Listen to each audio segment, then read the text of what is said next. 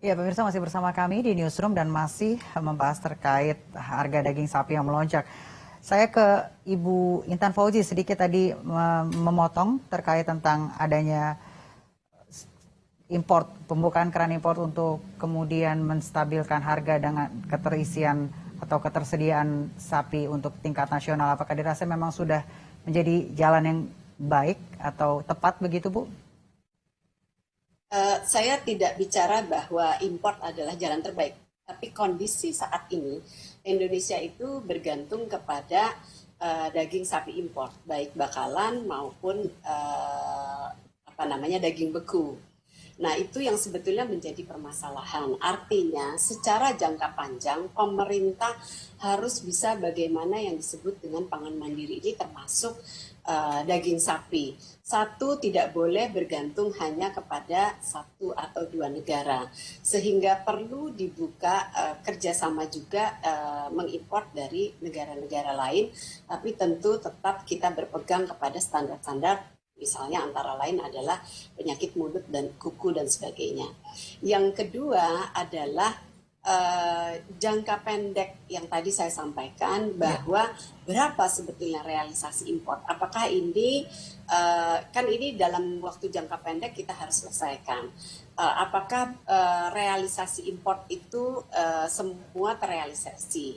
Karena kalau kita bicara kuota nasional ditetapkan, kemudian diberikan rekom persetujuan untuk mengimpor.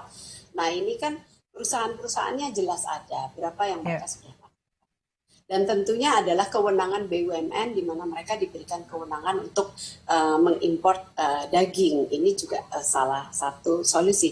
Tapi jangka panjang tentu kita harus kembali kepada kemandirian pangan karena bicara tergantungan kepada luar negeri, baik secara logistik, harga fluktuatif, acuan harga internasional, kemudian kondisi di mereka yang shortage dan sebagainya, itu akan menjadi masalah seperti yang setiap tahun terjadi di Indonesia. Baik, saya ke Pak Asnawi. Pak Asnawi, langkah yang dilakukan pemerintah terkait dengan sempat disebutkan ada operasi pasar, salah satunya juga mungkin dengan ada impor daging.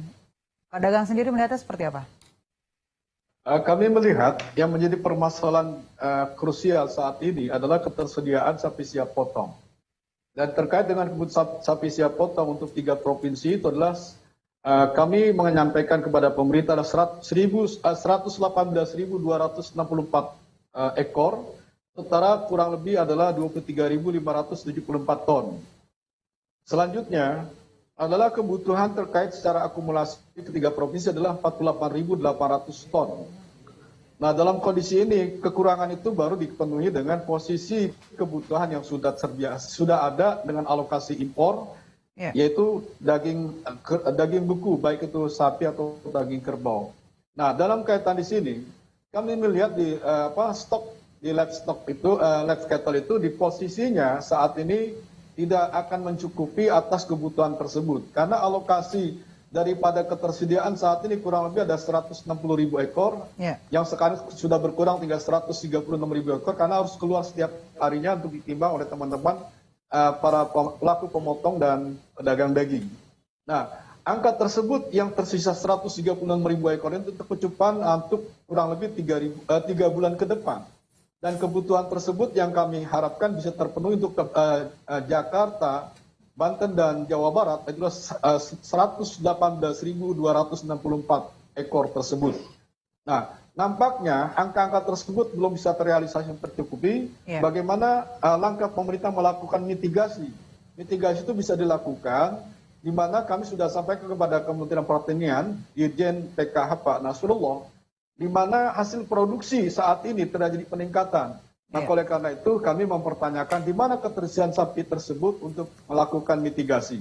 Nah, mitigasi itu ternyata dijawab oleh pemerintah, di mana pemerintah telah melakukan proses pembinaan kepada peternak di daerah yang disebut adalah koperasi dalam skala UMKM. Dari jumlah tersebut terdapat sebanyak alokasi yang bisa disiapkan untuk menjadi sapi siap potong atas kebutuhan tersebut sebanyak kurang lebih 78.000 ekor. Nah, itu punya hitung dan sebagainya.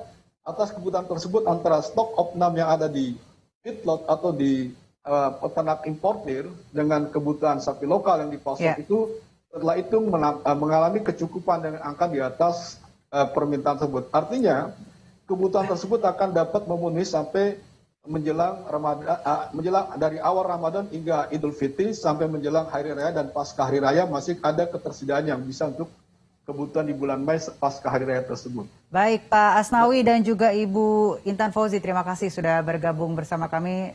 Apapun